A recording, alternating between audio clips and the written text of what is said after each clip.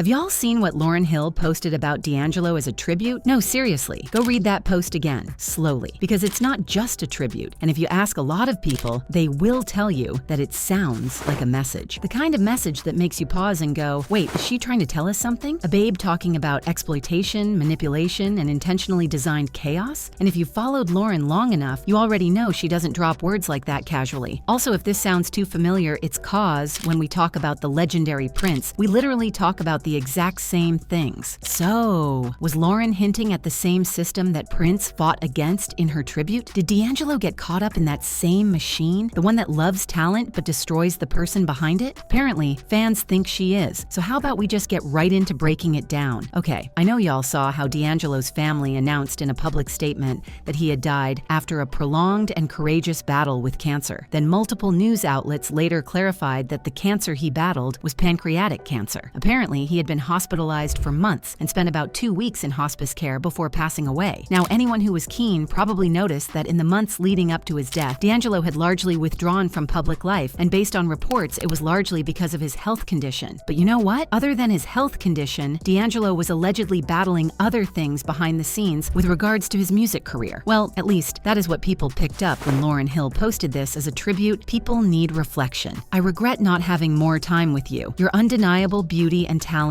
were not of this world, and a presence not of this world needs protection in a world that covets light and the anointing of God. You, sir, moved us, stirred us, inspired, and even intimidated others to action with your genius. Thank you for being a beacon of light to a generation and beyond who had no remembrance of the legacy that preceded us. Thank you for charting the course and for making space during a time when no similar space really existed. You imaged a unity of strength and sensitivity in Black manhood to a generation that only saw itself as having to be one or the other. It is my earnest prayer that you are in peace, far away from selfishness, fear, and/or controlling interests, far from possessiveness, far from greed, far from manipulation, far from exploitation, far from intentionally designed chaos, and that you, brother, are in peace, in bliss, and in eternal light and fulfillment with our Father in heaven. I love you and I miss you. May God grant peace and shelter to your family, true friends, and genuine appreciators. Brother King. I mean, Lauryn Hill's post about D'Angelo's death feels quite heavy, right? It's almost like she's mourning more than just a man. She's mourning what the industry does to men like him. Well, according to what people have said on the internet, that line about being far from greed, far from manipulation, far from exploitation, far from intentionally designed chaos, that doesn't quite sound random. Apparently, if you read between the lines, you will realize that Lauryn could be hinting that D'Angelo, much like Prince, was being exploited by that same machine that chews up geniuses and spits them out when they stop playing along. Cause just like Prince, D'Angelo was fiercely independent, spiritual, and protective of his art. Okay, the thing about Prince is that he started realizing that he was getting less than he deserved from his label Warner Brothers, and so he started fighting for his rights. Maybe he thought it would just be as easy as telling Warner Brothers that he wanted out, but that was hardly the case. Warner Brothers frustrated him cause that's what record labels do. Then in the build-up to the release of the Gold Experience, Prince and Warner were at loggerheads over both money and his music, so he decided to take the battle public by appearing with the word slave written on the side of his face. His argument was that he was signed to Warner and they, as a result, owned and controlled his name as well as any music released under that name. He also dramatically changed his name to that of a symbol and was referred to as Symbol, Squiggle, or the artist formerly known as Prince. In fact, in 1999, in a Paper Mag interview, Prince even spoke about leaving the company saying, "I wanted to buy my masters back from Warner Brothers. They said no way, so I'm going to re-record them, all of them." Now you will have two catalogs with pretty much exactly the same music, except mine will be better. And you can either give your money to WB, the big company, or to NPG. You choose. In addition, he also spoke a lot about how the labels controlled him and other artists in many other interviews and at award shows and so on. Well, it's not your game. You didn't make the rules,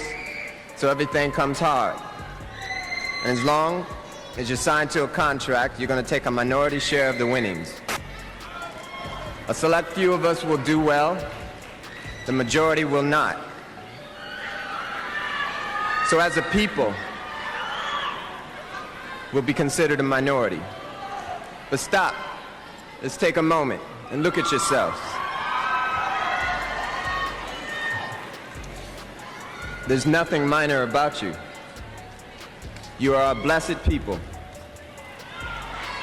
You're the most talented on earth, and you are still grateful. That is why upon winning in their game, you always thank God. Tonight I would like to ask one favor of you. Imagine what we'll all be like in our own game. Peace and love for one another. Now, it may surprise some of y'all to learn that D'Angelo was also saying these exact things about the industry when he was alive. He said it straight up in his interviews that the music world had become overly commercial and that the machine didn't care about art, just profit. He was actually also pretty vocal about how the industry never understood his creative process and how the machine would just exploit and manipulate artists. And I know that the industry was trying to manipulate him because Angie Stone also did a video where she exposed a lot of evils in the music industry and how her ex D'Angelo and Mary J. Blige were used to sabotage her career. Yes, her relationship with D'Angelo was already controversial, given the age difference and when she started dating him, but she revealed that years after she and D'Angelo broke up, an employee of the company representing D'Angelo sent letters to industry professionals, falsely accusing her of introducing D'Angelo to hard substances and alcohol. Apparently, the letters also stated that she was controlling and not easy to work with, thus damaging her career. However, she said that she didn't blame D'Angelo and believed he had no knowledge of it, but she did blame his business handlers who tried so hard to break them up and tarnish her reputation. So the person let me know, and it's going on record to say that when the time comes, they will step up to the mic and let it be known that was their assignment, to destroy my credibility by way of making me look crazy in a relationship that was innocent and pure and real. As a matter of fact, it was so real and pure, you could tell by the nourishment of the music then was just pleasant, it was real, it was pure. Apparently, D'Angelo figured out what they were trying to do, and he distanced himself from the people who were trying to sabotage Angie, and as a result, he also suffered a bit of backlash. So when he talks about the machine being manipulative, he knows exactly what he is talking about. Actually, other than Prince and D'Angelo, even Lauryn has said the exact same things about the industry. Consciously decided to do was be patient and wait for those instructions again, as opposed to the instructions from the record company. You know, I can't, unfortunately, I can't fulfill their needs. You know, I can't, because it's devoid of all feeling. You know what I mean? I have to make sure that what I create, you know, I never want to condescend. There are a lot of people who condescend to the audience. You know, they just think, oh, they'll like anything. Just throw a beat on it and put your voice on it.